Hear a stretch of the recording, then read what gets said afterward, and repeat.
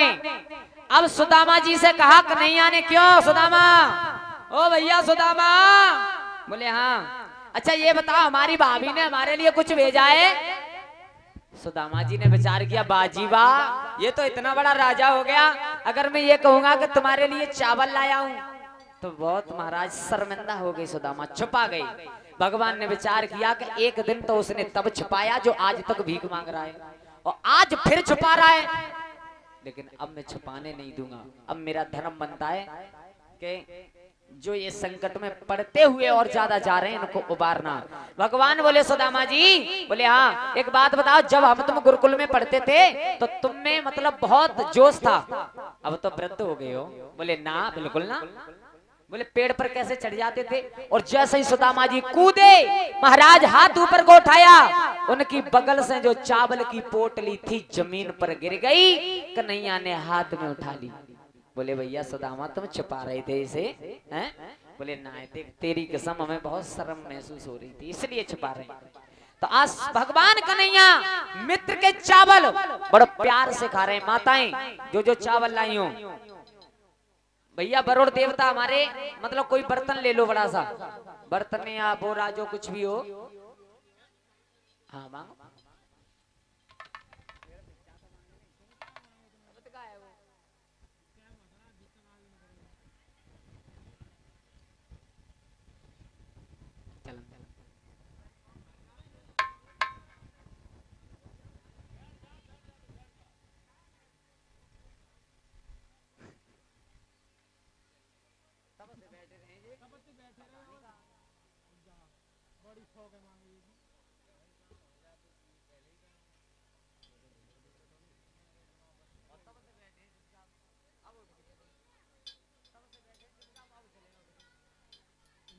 Hello,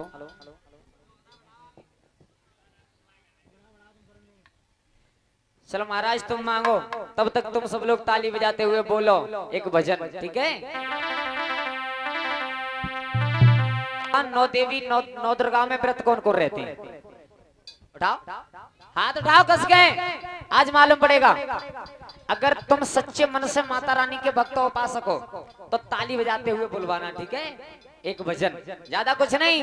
हे शेरा बाली से करियो प्यार, और चुनरिया सतरंगी सतरंगी, से करियो प्यार, चुनरिया सतरंगी सतरंगी।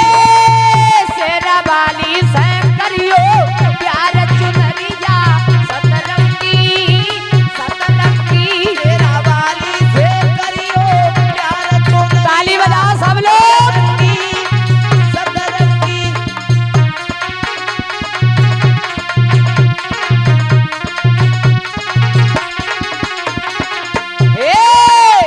पर्वत पे बैठी है महारानी, पर्वत पे बैठी है महारानी, अरे पर्वत पे बैठी महारानी। पर्वत पे यहाँ पर रखो, बैठी। उसमें रखो, वो बर्तन नया लगा आपका, उसमें ही रखो।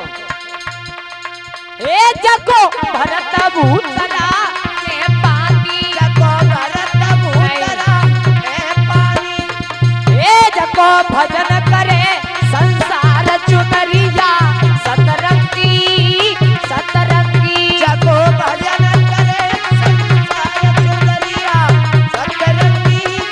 ए माता रानी से करियो प्यार, चुनरिया सतरंगी सतरंगी। माता रानी से करियो प्यार, चुनरिया सतरंगी सतरंगी।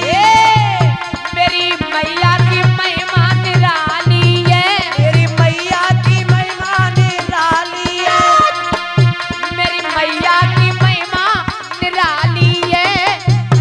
की महिमा निराली है।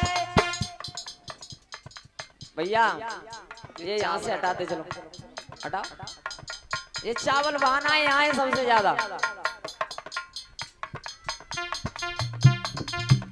सब अपनी अपनी जगह पर बैठते जाएं, केवल थोड़ी देर के लिए, ज्यादा नहीं।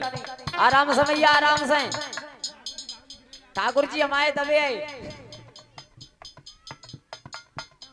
इधर आओ आगे। ए माँ के तरस न जावे कोई खाली है, माँ के तरस न जावे कोई खाली है। ओ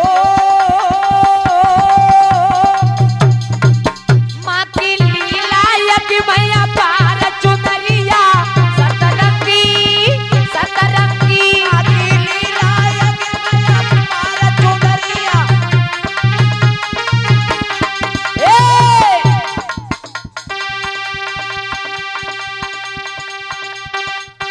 इन पैसे चावल रास्ता में ले लो।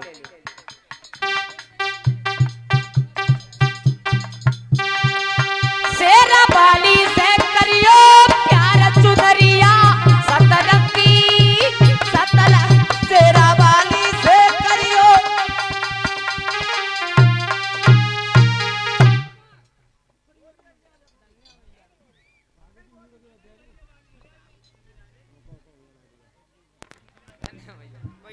कोई बात ना बैठो, कोई दिक्कत ना, बैठो बैठो। बोली कृष्ण जी के और मित्र और मिलने सुदामा जी आए। कहाँ जा रहे हो सुदामा जी? आप यहाँ आओ कन्हैया के पास। मतलब रोल करने का इन्हें शौक है बस।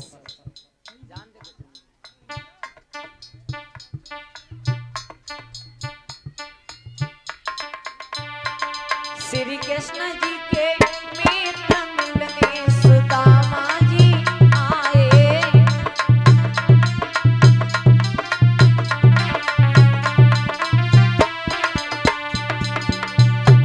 पहली मुट्ठी भर लीनी श्याम भर लीनी।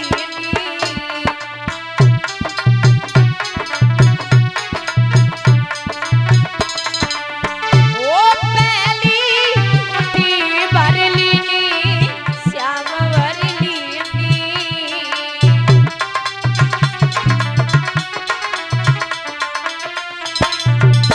ओ दे दियो एक लोक मिलने सुदामा जी आए।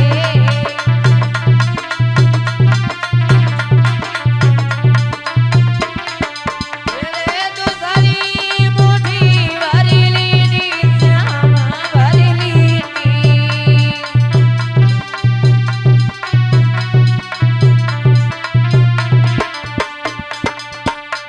दे दिए द्वे लोक मिलने सुदामा जी आए।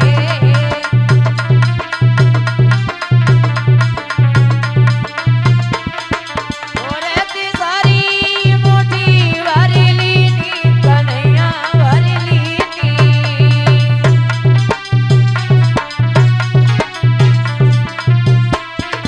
अरे तीसरी मुट्ठी भर लीनी श्याम भर लीनी।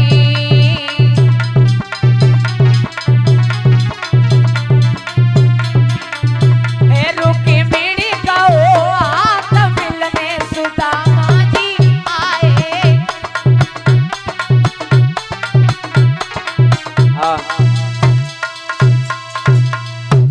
भगवान कन्हैया ने 2 मुट्ठी चावल में सुदामा को तो लोक दे दिए और तीसरी मुट्ठी चावल चबना चाहते हैं। उसी समय रुक्मिणी ने हाथ पकड़ लिया। पागल हो गए हो क्या हैं?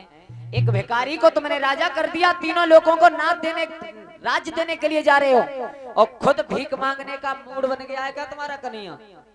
कन्हैया बोले रुक्मिणी तुमने बहुत गलत किया, आज मैं अपने भक्त को सब कुछ दे देता। महाराज सुदामा जी 1-2 दिन रहे, उसके बाद में भगवान कन्हैया से कहा श्याम अब हम नगर के लिए जाएंगे। कन्हैया ने कहा ठीक है सुदामा जी जाओ। तो सब जितनी भी भगवान कन्हैया की स्त्रियां थी आई, सुदामा जी से प्रणाम किया। रुक्मिणी बोली सुदामा जी, बोले हाँ आते जाते रहा करो, प्रणाम। वो भी चली गई। दूसरी आई, बोले सुदामा जी, बोले हाँ अब की बार आओ तो भाभी को भी साथ लाना, प्रणाम। वो भी चली गई। महाराज नंबर से प्रणाम करते रहे। सुदामा जी विदाई लेकर के चले वहां से। अपनी जहां पर उनकी टूटी सी मड़ैया थी वहां पर आए। महाराज जी जाइए आप, वहां पर आए। वहां पहुंचे तो देखा वहां पर बहुत सुंदर भवन बना हुआ है। सुदामा जी ने विचार किया, हे परमात्मा, अरे कन्हैया, तुम्हारी मित्रता तुम्हारी दोस्ती के चक्कर में मेरी तो मड़ैया भी कोई ले गया। मेरी पत्नी थी वो भी चली गई। तब तक भामिनी ने छत से आवाज लगाई, महाराज। सुदामा जी ने भवन के ऊपर देखा, बोले तुम इस भवन पे क्या कर रही हो, क्या दिमाग चेंज हो गया तुम्हारा? बोले नहीं। बोले तो आ जाओ, ये तुम्हारा ही घर है। सुदामा जी ने कहा, अभी कुछ दिन पहले भूखी बैठी थी और अब हमारा ये घर हो गया। बोले हाँ तुम्हारा ही, आ जाओ। महाराज, सुदामा ने कहा मैं नहीं आऊंगा। बोले क्यों? बोले अब मुझे इस घर में नहीं आना। क्यों नहीं आना? बोले इसलिए नहीं आना कि भगवान ने मेरे ऊपर इतनी कृपा की है, तो अब मैं भजन करने के लिए जंगल में जाऊंगा। तो देखो पत्नी ने क्या कहा, पिया सबको तज हरि को भजो तो बन जइयो संत, अगर ऐसो ही मां करो तो मत जइयो कंत। महाराज, सब कुछ छोड़ करके अगर भगवान का भजन करो तो तुम संत बन जाओ। अगर भीख मांग करके वहां पर भी पेट भरो तो यहीं पर रहो, तो जाने की जरूरत नहीं है। बोले ठीक है, चले गए सुदामा जी। भगवान ने सुदामा की गरीबी का इस तरीका से हरण किया। महाराज, भगवान योगीराज कृष्ण का ज्यादा जीवन काल नहीं रहा था।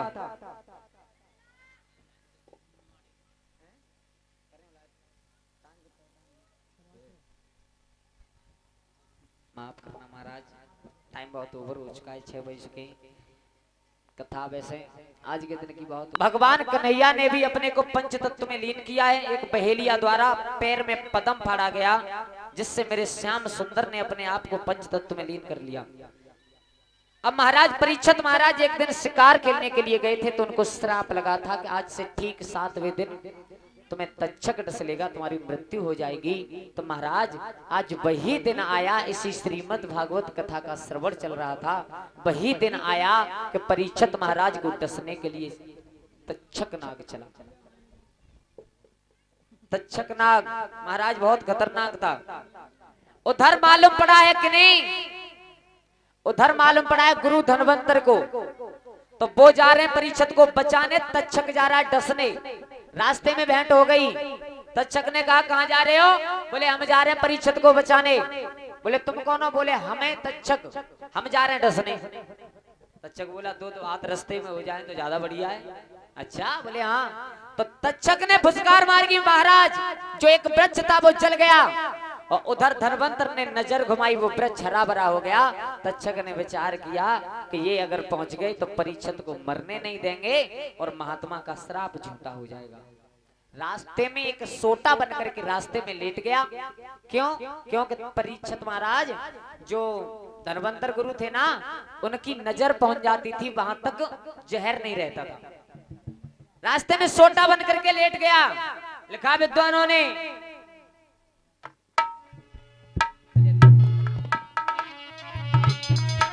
अरे मार्ग में सोटा बन आयो,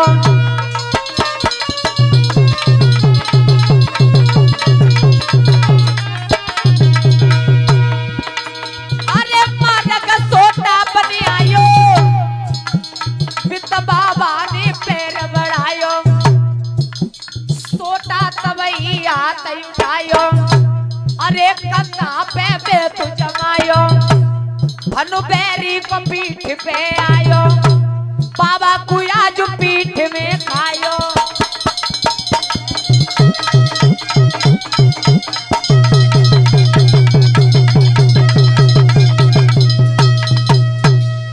महाराज तक्षक बहुत सुंदर सोटा बन करके लेट गया। धनवंतर ने उठा करके कंधा पर रखा, पीठ पर फन आया, निगाह नहीं पहुंच सकी। महाराज चेलाओं से कहा है कि तुम मुझे जमीन में गाड़ करके ढाक बजाओ।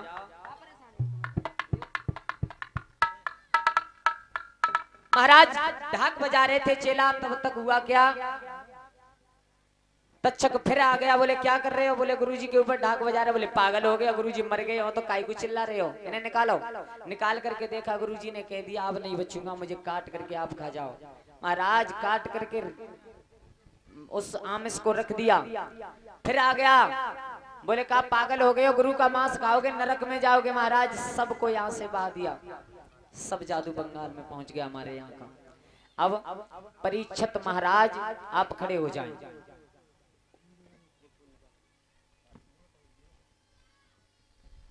आप खड़े हो जाओ।